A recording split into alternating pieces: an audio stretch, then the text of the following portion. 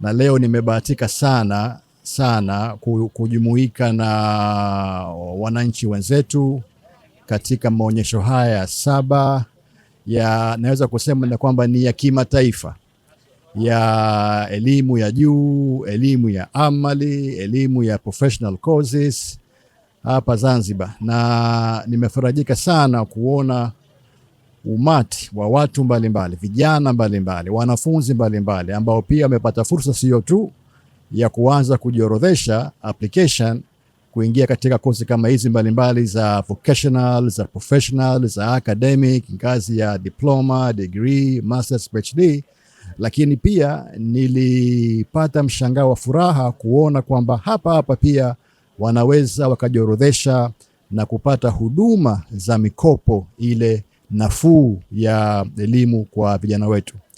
Haya ni malengo kusema kweli makubwa sana na ni mazuri sana, na ni mojawapo ya utekelezaji wa ajenda serikali ya mapinduzi Zanzibar ya awamu ya 8 inayoongozwa na Mheshimiwa Rais wa Zanzibar, Mwenyekiti wa Baraza la Mapinduzi Dr. Hussein Ali Mwinyi, lakini pia bila kusahau uongozi wake thabiti Mheshimiwa Rais wa Jamhuri ya Muungano wa Tanzania Dr. Samia Suluhu Hassan.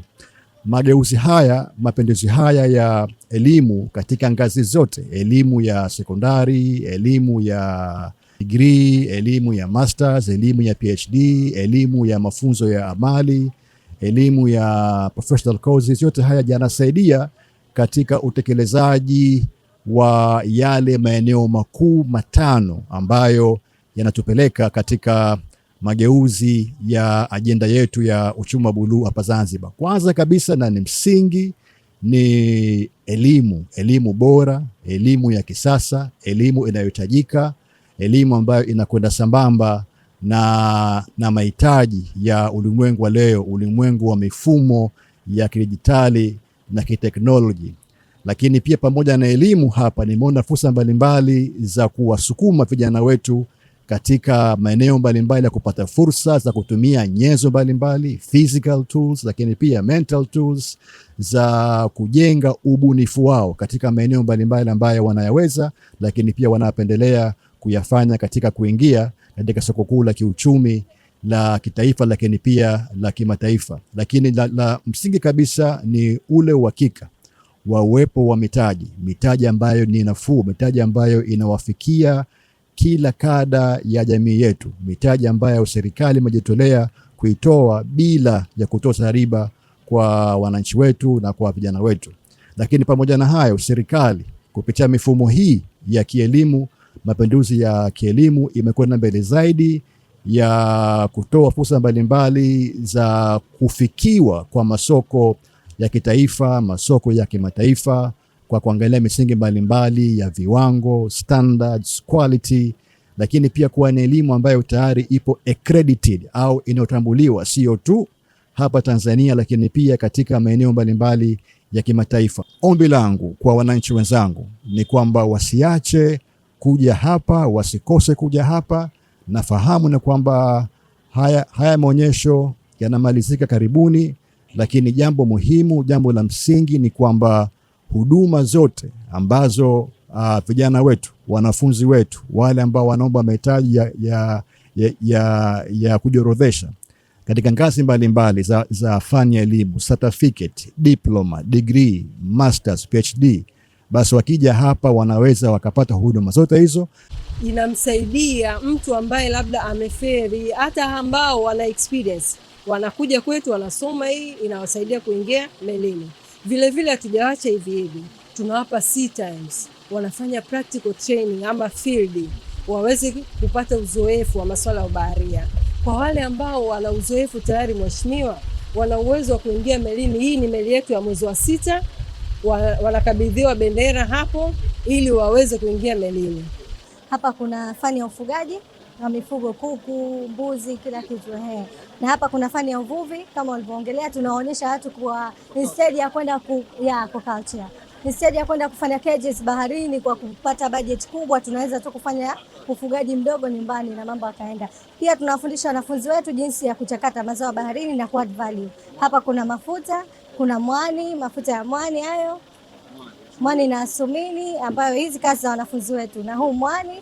Hapa kuna fani ya umeme, pale kuna ICT, kuna carpentry na tailoring. Tupo hapa katika maonyesho haya ya wiki ya wanafunzi.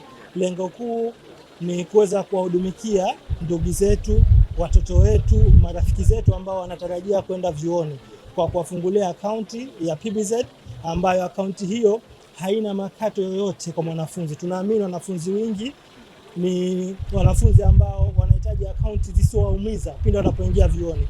Chaguo sahihi ni PBZ Bank. Ndio kama unavyoona katika banda letu, maana yake ukitembelea utaona limejaa, lao limesheheni. Yote kwa yote ni kwa benki yetu ni benki ya serikali. Na tunajua serikali lengo lake kuu ni kupunguza makali kwa wananchi wake.